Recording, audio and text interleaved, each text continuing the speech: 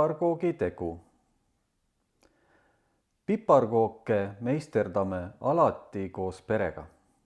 Laua taha mahun mina, emme, issi, õde ka. Laual jahu, koogivormid, tass kakaod, et oleks soe.